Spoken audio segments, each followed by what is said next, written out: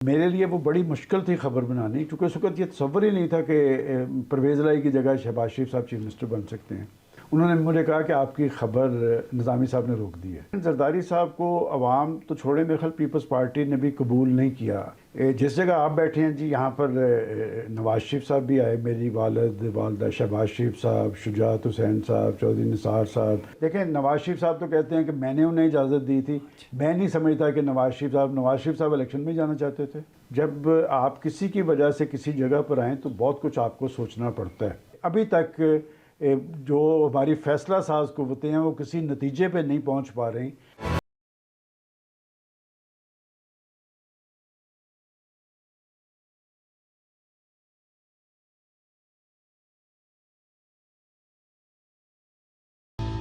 آج ہمارے ساتھ موجود ہیں سینئر صحافی سلمان غنی صاحب۔ ان کے 35 سالہ تجربہ صحافت اور سیاست کے بارے میں جانیں گے۔ سلمان صاحب یہ بتائیں سب سے پہلے کہ آپ کس شہر سے آپ کا تعلق تھا، کیا آپ کی ابتدائی تعلیم کیسی رہی؟ میرا اکاڑا سے تعلق ہے، اور اکاڑا میں ہماری فیملی جو تھی بہت زیادہ پولیٹیکل تھی۔ میرے والد ڈاکٹر عبدالغنی جو تھے وہ جماعت اسلامی کے بانی اراکین میں سے تھے، اکاڑا کے امیر جماعت تھے۔ تو ہم نے مختلف تحریک دیکھی اپنے گھر میں۔ ہمارا گھر وہاں کا مرکز تھا، ہمارا جو گھرانہ تھا وہاں پر سیاسی اور مذہبی حوالے سے اکاڑا میں اس کی ایک اہمیت تھی۔ اچھا یہ بتائیں آپ کتنے بہن بھائی تھے؟ باقی بہن بھائی کیا کر رہے ہیں یا کرتے رہے؟ دیکھیں ہم 10 بہن بھائی تھے۔ اچھا ماشاء اللہ۔ ایک بھائی کی ہماری ڈیتھ ہو چکی ہے، سب سے بڑے بھائی عمران غنی، وہ ڈی جی لائبریریز پنجاب سے ریٹائر ہوئے ہیں۔ دوسرے بھائی میرے عدنان غنی، وہ ایکچول پی آئی اے میں تھے اور ایمریٹس کے بانی اراکین میں سے تھے۔ تیسرے بھائی میرے منسٹری آف پروڈکشن میں جن کی ڈیتھ ہو چکی ہے، عثمان غنی۔ اس کے بعد میرا نمبر ہے۔ اس کے بعد میرے 2 جڑواں بھائی ہیں، ایک نعمان غنی وہ یونیسیف پنجاب کے انچارج ہیں، اور احسان غنی وہ اکاڑا میں میڈیکل کا بزنس کرتے ہیں۔ اور سب سے چھوٹے بھائی ہمارے جو ہیں ڈاکٹر برہان غنی، چونکہ میرے والد صاحب ہومیوپیتھک ڈاکٹر تھے، ان کی جگہ پہ اب وہ پریکٹس کرتے ہیں اکاڑا میں۔ تو صحافت کہاں سے شروع کی باقاعدہ؟ صحافت جی میں نے آ کے پنجاب یونیورسٹی میں ایم اے جرنلزم میں داخلہ لیا۔ عملی صحافت میں مجھے سب سے پہلے ڈاکٹر مجاہد منصوری تھے جو خود مجھے جنگ میں لے کے گئے، میں نے انٹرنشپ وہاں سے کی، اور انٹرنشپ کے بعد میں نے کچھ دیر وہاں پر ہی ملازمت کی ہے۔ پھر میں روزنامہ پاکستان کے بانی اراکین میں سے تھا، تو روزنامہ پاکستان میں تھا، تو چونکہ میری ایک نظریاتی سوچ اور اپروچ تھی، اور مجھے یاد پڑتا ہے کہ میری خواہش تھی کہ میں نوائے وقت میں جاؤں۔ پیپلز پارٹی اور مسلم لیگ نون کے درمیان ایک محاذرہ ہی چل رہی تھی، تو میں نے ایک خبر دی جو ہماری روزنامہ پاکستان کی لیڈ بنی، اور نیکسٹ ڈے مجھے کال آئی، وہی خبر نوائے وقت نے بھی اٹھائی روزنامہ پاکستان سے، کہ مسلم لیگ نون کا بالواسطہ طور پہ صدر لغاری سے رابطہ۔ اس وقت تو اس خبر کی بنیاد پہ انہوں نے مجھے اپروچ کیا، اور میری خواہش پوری ہو گئی، اور نوائے وقت میں میں نے طویل عرصہ تک رہا، میں چیف رپورٹر رہا نوائے وقت کا۔ اس کے بعد دنیا اخبار، دنیا ٹی وی آیا۔ دنیا ٹی وی میں ابتدائی دنوں میں تو شامل نہیں تھا، لیکن جب میں نوائے وقت سے میری فراغت ہوئی تو مجھے جیو سے بھی آفر تھی اور دنیا سے بھی آفر تھی۔ بہرحال میں نے اس وقت دنیا کو ترجیح دی۔ صحافت میں آپ نے جو شریف خاندان ہے ان کو بھی آپ نے بڑا کلوزلی دیکھا، چوئی صاحب ہیں، چوئی شجاعت، اور ان کے خاندان کو بھی بڑا کلوزلی دیکھا۔ تو آپ سمجھتے ہیں کہ یہ دونوں جو خاندان ہیں پنجاب میں، ان کا کیا آپ کی نظر میں کیا رول رہا؟ چودھری صاحبان کی سیاست کا وہ جو ہوتا ہے نا پاور پالیٹکس، وہ پاور پالیٹکس کرتے تھے۔ نواز شریف صاحب آئے تو اسٹیبلشمنٹ کے ذریعے تھے، لیکن انہوں نے پھر اپنے آپ کو جب پولیٹیشین سمجھنا شروع کیا تو پھر ان کا بھی ایک صحبتوں کا دور شروع ہوا ہے، مقدمات تھے، جیلیں تھیں، لیکن وہ شخص ثابت قدم رہا ہے، اسے میں نے ڈیفینسو نہیں دیکھا کسی معاملے میں۔ تو بات یہ کہ وہ چونکہ سب کچھ دیکھ چکا تھا، اور وہ یہ فیصلہ کر چکا ہوا تھا کہ فریب زندگی ہے سہاروں کی زندگی، کہ اگر آپ کسی کے وایا اقتدار میں آتے ہیں نا، پھر آپ ان کے رحم و کرم پہ رہتے ہیں۔ اور آج کی آپ پاکستان کی پولیٹکس دیکھ لیں کہ اب پاکستان کے اہل سیاست جو ہیں وہ عوام کی تائید و حمایت سے زیادہ چور دروازوں پہ ان کی نظر ہوتی ہے کہ ان کے ذریعے اقتدار میں آئیں گے۔ آپ کے اس گھر میں مختلف سیاستدان آتے رہے، مختلف جماعتوں کے، کون کون لوگ آئے آپ کے گھر میں؟ جس جگہ آپ بیٹھے ہیں جی یہاں پر نواز شریف صاحب بھی آئے، میری والدہ شہباز شریف صاحب، شجاعت حسین صاحب، چودھری نثار صاحب، لطیف کھوسہ صاحب، دیکھیں جی درجنوں کی تعداد میں، سراج الحق صاحب، قاضی حسین احمد صاحب کے بہت سارے لوگ آتے رہے ہیں. پاکستان کی 3 بڑی جماعتیں، مسلم لیگ نواز اور پاکستان پیپلز پارٹی اور پی ٹی آئی، تینوں کے جو لیڈرز ہیں آپ کے بڑے کنیکشنز ہیں ان سب کے ساتھ، تو آپ کیا سمجھتے ہیں ان میں کیا پازیٹیو کیا نیگیٹو ہیں؟ تینوں لیڈرز ہیں. دیکھیں میں جہاں تک بے نظیر بھٹو صاحبہ کی بات ہے، ذوالفقار بھٹو صاحب کی سیاست کو میں نے اس طرح تو نہیں دیکھا، لیکن بہرحال وہ ایک لیڈر تھا اور ہم نے دیکھا ہے کہ وہ ایک فنومینا تھا پاکستان کی سیاست میں. پھر بے نظیر انہوں نے اسٹرگل کی اور وہ اپنی اس سیاست کا محور لوگوں کو ہی بناتے تھے. جہاں تک نواز شریف صاحب کی بات ہے کہ نواز شریف صاحب نے ڈیلیور کیا ہے کہ وہ یہ سوچتے تھے کہ عام آدمی کو کس طرح فیور کی جا سکتی، وہ پریشر لیتے تھے، وہ جواب دہ ہوتے تھے. اب آپ دیکھ لیں، اب کوئی ایسی بات نہیں. جہاں تک عمران خان کی بات ہے، دیکھیں یہ ایک ایسا تجربہ ہے کہ میں سوچتا ہوں کہ اس شخص کے اندر بڑا پوٹینشل تھا. ایک وقت میں وہ حضرت اقبال سے بڑا متاثر تھا، ڈاکٹر اسرار صاحب کو پڑھتا تھا، ان کا ذکر کرتا تھا. پھر ڈاکٹر اسرار نے ان کے بارے میں جو کچھ کہا وہ بھی سب کو پتہ ہے. تو لہٰذا ان میں جذباتیت بہت تھی، میں سمجھتا ہوں مردم شناسی نہیں تھی. اور پھر جب آپ کسی کی وجہ سے کسی جگہ پر آئیں تو بہت کچھ آپ کو سوچنا پڑتا ہے. لیکن وہ تحریک انصاف میں وہ بس تو کھٹارا تھی لیکن وہ انجن بڑا پاورفل تھا اور وہ کرتے کرتے انہی سے ہی ٹکرا گئے جن کی وجہ سے اقتدار میں آئے ہیں. تو آصف زرداری اور بلاول کیسی سیاست کر رہے ہیں؟ کیوں محدود ہو گئے سندھ تک؟ لیکن زرداری صاحب کو عوام تو چھوڑے، میرے خیال پیپلز پارٹی نے بھی قبول نہیں کیا. لیکن اب پوٹینشل بلاول صاحب میں نظر آ رہا ہے، لیکن ان کے بیانات میں بڑی کنٹرڈکشنز ہیں.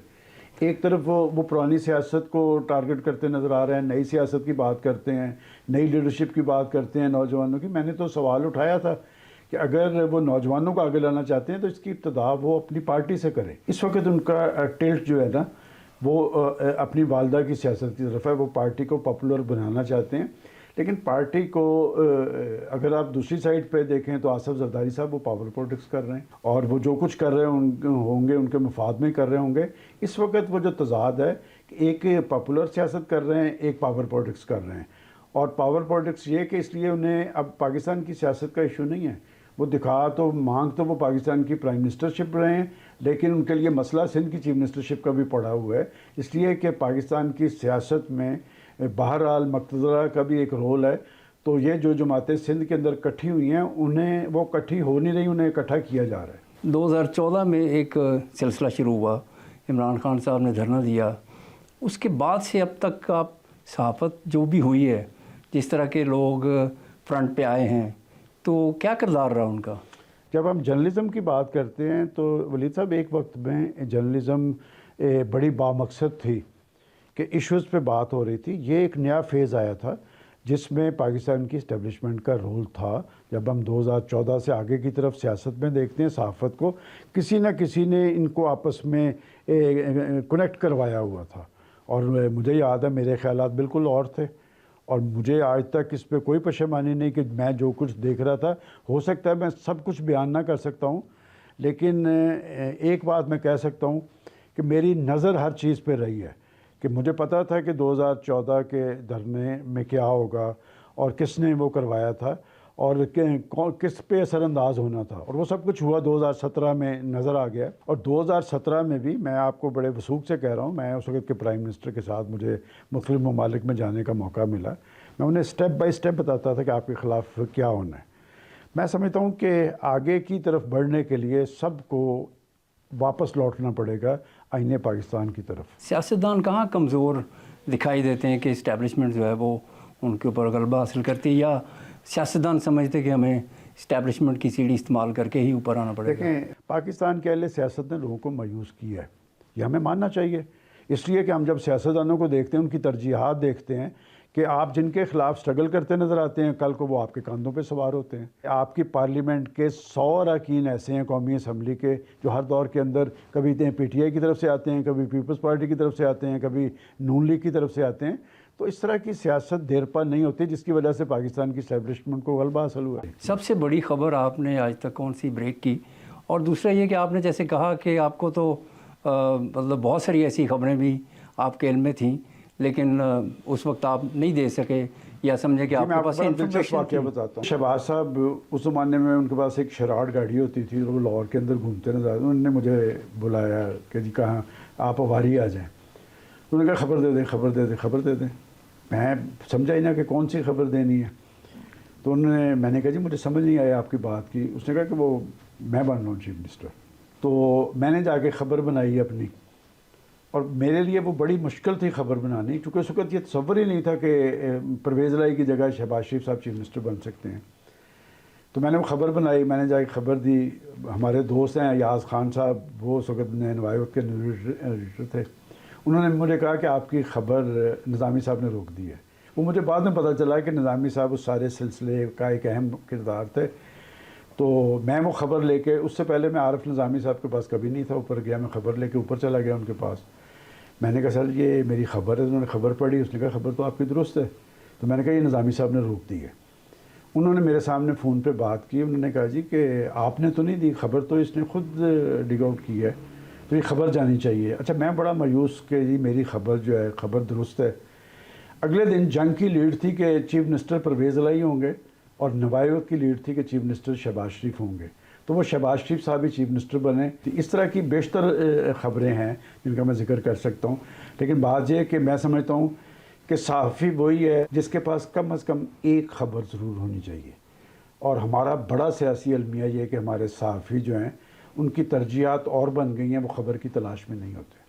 اچھا یہ بھی ایک عمومی تاثر ہے کہ نواز شریف شہباز شریف کو چیف منسٹر بنانے کے حق میں نہیں تھے، پھر میاں شریف نے کہا کہ نہیں اس کو موقع دیں۔ جی بالکل درست آپ نے کہا، بالکل یہ بہت بڑی دیکھیں، نواز شریف صاحب تو 2 دفعہ لاہور کے میڈیا کے سامنے اعلان کر چکے تھے، اور میاں شریف صاحب کی خواہش تھی کہ جی میری زندگی میں اسے چیف منسٹر بنتا دیکھنا چاہتا ہوں، اور میں آج بھی سمجھتا ہوں کہ نواز شریف صاحب کی سیاست میں بڑا کردار شہباز شریف صاحب کا ہے۔ یہ تو قسمت کی بات ہے نا، بلکہ مجھے یاد پڑتا ہے کہ میں نے جب ان کی والدہ کا انتقال ہوا تو میں بھی افسوس کرنے گیا، مجھے ان کے سارے گھریلو معاملات کا پتہ تھا، تو میں نے اس افسردگی کے ماحول میں شہباز شریف صاحب کو مخاطب، اور لوگ بھی بیٹھے تھے، تو میں نے کہا کہ آپ بتائیں کہ والدہ کو زیادہ محبت آپ میں سے دونوں میں سے کس سے تھی؟ تو انہوں نے جواب میں کہا کہ بیٹا بھی ہو تو پلو ٹھیکا ہونا چاہیے، مطلب ان کا تھا کہ بندر، اس لیے کہ میں نے نواز شریف سے زیادہ والد اور والدہ کی عزت و تکریم کرتے کسی کو نہیں دیکھا، کہ وہ مطلب والد کا کہا ان کے لیے عرف آخر تھا، اور والدہ کے ہمیشہ میں نے انہیں پیچھے چلتے دیکھا۔ جنرل مشرف میاں شریف سے ملے تو انہوں نے کہا کہ شہباز شریف کو پرائم منسٹر بنا دیں تو معاملات ٹھیک ہو سکتے ہیں، تو یہ کیا خبریں تو چھپی بھی ہیں اس بات کے اوپر، لیکن میاں شریف نہیں مانے۔ پاکستان کی اسٹیبلشمنٹ کی آنکھ کا تارا شہباز شریف رہا ہے، اور ان کا مقصد یہی تھا کہ وہ نواز شریف پر غلبہ حاصل کر لیں، لیکن شہباز شریف کی سیاست کے حوالے سے آپ بہت کچھ کہہ سکتے ہیں۔ ایک کریڈٹ میں نے اس بندے میں دیکھا ہے کہ اپنے باپ کی زندگی میں بھی وہ اپنے بھائی کا احترام کرتا تھا، اور باپ کی زندگی کے بعد اسے بھائی نہیں اسے باپ سمجھتا رہا، اور انہوں نے اپنے بھائی کی مرضی کے بغیر نہیں، بلکہ میں آپ کو اور انکشاف کرتا ہوں کہ یہ جب عدم اعتماد آئی ہے، یہ جو 16 ماہ کی حکومت، تو میں وہ جرنلسٹ تھا جو کہتا تھا مسلسل اپنے پروگرام میں کہ اول تو یہ پیش نہیں ہوگی، پیش ہوگی تو یہ 100% کامیاب ہوگی۔ تو جس جگہ آپ بیٹھے ہیں، عدم اعتماد پیش ہونے سے 2-3 دن پہلے وہ اسی جگہ پہ آ کے بیٹھے تھے، انہوں نے میرے بیٹے کی مبارکباد دینے کے لیے آئے، تو میرے بیٹے نے انہیں کہا کہ جی انکل آپ پرائم منسٹر بن رہے ہیں، تو انہوں نے کہا نہیں بیٹے ہم تو الیکشن میں جا رہے ہیں۔ تو میرے علم میں تھی ساری بات، تو پہلے تو یہی پروگرام تھا کہ جی یہ 2 ترامیم کریں گے اور اس کے بعد یہ الیکشن میں چلے جائیں گے، وہ بہترین موقع تھا ان کے لیے۔ دیکھیں غلطی کی انہوں نے۔ جی بالکل۔ اس کے بعد دیکھیں نواز شریف صاحب تو کہتے ہیں کہ میں نے انہیں اجازت دی تھی، میں نہیں سمجھتا کہ نواز شریف صاحب الیکشن میں جانا چاہتے تھے۔ انہوں نے پچھلے دنوں لاہور کے ایوان صنعت و تجارت میں کہا کہ میری اجازت سے حکومت چلی تھی، میں یہ تسلیم کرنے کے لیے تیار نہیں، میرے علم میں ہے کہ کس کی اجازت سے معاملات آگے چلے تھے، ان کے معاملات تو چل گئے، لیکن شہباز شریف صاحب اور نون لیگ کی سیاست کو شدید دھچکا لگا ہے، اس لیے کہ شہباز شریف ایک کامیاب چیف منسٹر تھا، اور ایسی رپورٹس میرے پاس پڑھی ہیں عالمی میڈیا کی جس میں پنجاب کو گورنیبل صوبہ کہا جاتا تھا، لیکن یہ تجربہ خود شہباز شریف کے لیے اچھا ثابت نہیں ہوا۔ لیکن بات پھر وہی ہے کہ آج بھی میں سمجھتا ہوں کہ اسٹیبلشمنٹ کی ترجیح پاکستان میں شہباز شریف ہوگی۔ تو نواز شریف کے کیا چانسز ہیں؟ نواز شریف ایک بڑا رول ادا کر رہے ہیں، کریں گے۔ نواز شریف اس حوالے سے خوش قسمت ہیں، 3 دفعہ وہ خود پرائم منسٹر رہے ہیں، 2 پرائم منسٹر انہوں نے نامزد کیا، ہو سکتا ہے تیسرا بھی وہی نامزد کریں۔ خود نہیں بنیں گے؟ دیکھیں میں جو سمجھتا ہوں کہ اس وقت بظاہر سب چیزیں نواز شریف کی طرف جا رہی ہیں، لیکن نواز شریف صاحب کا سیاسی کردار، نواز شریف صاحب کی سوچ اور اپروچ یہ ہضم کرنا بہت مشکل ہے۔ تو آپ کے خیال میں ایک ہمارے دوست صاحب بھی ہیں، آپ کے بھی ہیں، انہوں نے کہا کہ نواز شریف گوالمنڈی میں الیکشن جیت نہیں سکتے۔ لاہور پاکستان مسلم لیگ نون کی سیاست کا محور رہا ہے، لیکن آج کیفیت اس سے بالکل مختلف ہے۔ میں ابھی یہ نہیں کہہ سکتا کہ نواز شریف صاحب کا وہاں پر انتخابی نتیجہ کیا ہوگا، البتہ یہ ضرور کہہ سکتا ہوں کہ پاکستان کے عوام حب علی میں تو نہیں، بغض معاویہ میں عمران خان کے ساتھ نظر آ رہے ہیں۔ تو آپ کے خیال میں نواز شریف کو خطرہ ہے؟ اس وقت کی جو کیفیت ہے نا جی، آپ حتمی طور پہ کوئی بات نہیں کہہ سکتے، اور میں پہلی دفعہ یہ محسوس کر رہا ہوں پاکستان میں الیکشن کے رزلٹس پہلے طے ہوتے ہیں، الیکشن بعد میں اناؤنس ہوتا ہے۔ ابھی تک میں یہ کہہ سکتا ہوں کہ کوئی شخص بھی یہ نہیں کہہ سکتا کہ پاکستان کے رزلٹس کیا ہوں گے، اس لیے کہ لوگوں کے اندر ایک رد عمل ہے۔ اور یہ بھی میں آپ کو بتا دوں، یہ رد عمل جو ہے 5 سال میں ولید صاحب پاکستان کی تمام پولیٹیکل فورسز حکومتوں میں رہی ہیں، پاکستان کے 24 کروڑ عوام جو ہیں وہ مسائل کی آگ میں جلتے رہے تھے، مہنگائی تھی، بے روزگاری تھی، غربت تھی، بجلی کے بل تھے، چولہا نہیں جل رہا تھا، کسی کو خیال نہیں آیا۔ اور آج پاکستان کے اندر انتخابی فضا اس لیے طاری نہیں ہو رہی کہ لوگ جائیں تو جائیں کہاں، کہ جس سیاستدان پر وہ اعتماد کرتے ہیں، جس سیاستدان کو مٹھی میں بند لے جا کر اپنا حق رائے دہی استعمال کرتے ہیں، انہوں نے ان کے بارے میں نہیں سوچا۔ تو آج پاکستان کے عوام کے اندر ایک رد عمل ہے، ایک غصہ ہے، تو یہ اب غصہ کیسے نکلے گا یہ دیکھنا پڑے گا۔ آپ کی نواز شریف سے ملاقات ہوئی ہے، آپ کے کیا تاثرات ہیں، وہ کیا سوچ رہے ہیں؟ بڑے محتاط تھے، جس سے نواز شریف سے پچھلے 30-35 سال سے ملاقاتیں ہوتی تھی، وہ بڑی کھل کے بات کرتے تھے، سنتے بہت زیادہ تھے کہ جی کی کرنا چاہیے تھا، تاڑی کی رائے ہے، تاڑی کی سوچ ہے۔ اب میں نے محسوس کیا ہے کہ وہ بڑے محتاط تھے، البتہ میرے ساتھ گفتگو میں انہوں نے ایک ایسا فکرہ کہا، میں مناسب نہیں سمجھتا کہ وہ نواز شریف کے اندر کا نواز شریف جو ہے وہ اندر ان کے جذبات احساسات وہی ہیں، اور میں سمجھتا ہوں کہ پاکستان کے اندر اگر جمہوریت کا مستقبل آپ دیکھنا چاہتے ہیں تو پھر جمہوریت ڈیلیور کرتی نظر آنی چاہیے، کہ اگر آپ سہاروں کے ذریعے، اگر آپ چور دروازوں کے ذریعے، اگر آپ مشروط اقتدار لے کر آئیں گے تو ایسی جمہوریت کا کوئی فائدہ نہیں۔ ترکی کی مثال سامنے ہے، طیب اردوان نے وہاں ڈیلیور کیا تھا، سازش اس کے خلاف بھی بہت ہوئی تھی، سازش ہوئی تھی، آپ دیکھیں کہ رات کو لوگ سڑکوں پہ آگے ٹینکوں کے آگے لیٹ گئے تھے، اس لیے کہ وہاں پر ڈیموکریسی ڈیلیور کرتی نظر آ رہی تھی، عام آدمی کو ڈیموکریسی کے ثمرات مل رہے تھے۔ پاکستان کی بدقسمتی یہ ہے کہ پاکستان میں ڈیموکریسی بھی ہے اور غریب آدمی کا چولہا نہیں جل رہا۔ جس گھر میں بجلی کا بل گیا ہے نا، وہاں سے سیاستدانوں کے لیے خیر کی بات نہیں ہوتی۔ تو اسٹیبلشمنٹ کے کردار کو کیسے دیکھتے ہیں سیاست میں؟ دیکھیں اسٹیبلشمنٹ کا کردار تو مشکل، میں بالکل بڑھ گیا ہے، سیاستدانوں کی نہلی کی وجہ سے بڑھا ہے۔ آج آپ لے آئیں پاکستان میں ایسی قیادت، وہ اشرافیہ کی بجائے عام آدمی کی حالت زار پر توجہ دے، ان کی جمہوریت بھی مضبوط ہو جائے گی، سیاست بھی مضبوط ہو جائے گی۔ اور اسٹیبلشمنٹ ایک حقیقت ہے، تو یہ کوئی پاکستان میں کی اسٹیبلشمنٹ نہیں ہے، کیا امریکہ میں اسٹیبلشمنٹ نہیں ہے، کیا دیگر ممالک میں اسٹیبلشمنٹ نہیں ہے؟ اسٹیبلشمنٹ نے پاکستان کی ریاست اور ریاست کے مفادات کو یقینی بنانا ہوتا ہے، اور پرابلم تب آتی ہے جب سیاستدان ڈیلیور نہیں کرتے اور انہیں کھڑا رکھنا پڑتا ہے، سہارا دینا پڑتا ہے۔ الیکشن آپ دیکھ رہے ہوتے 8 فروری کو؟ دیکھیں جی، زیادہ امکانات تو یہی ہیں کہ الیکشن ہو جائیں گے، اس لیے کہ میرے پاس میں جب سوچتا ہوں نا کہ متبادل کیا ہے، میں ابھی بتانا نہیں چاہتا، متبادل بڑا خطرناک ہے کہ بات یہ کہ البتہ ابھی تک جو ہماری فیصلہ ساز قوتیں ہیں وہ کسی نتیجے پہ نہیں پہنچ پا رہی کہ اس سے الیکشن کے رزلٹس کیا ہوں گے، چونکہ ماضی کے اندر ہمیں پتہ ہوتا تھا، آپ جانتے ہیں، آپ اس کا حصہ رہے ہیں کہ ہر جرنلسٹ کو پتہ ہوتا تھا کہ پاکستان میں الیکشن بعد میں ہوتے ہیں، پاکستان کے عوام کو پتہ ہوتا ہے کہ ترجیح کیا ہے۔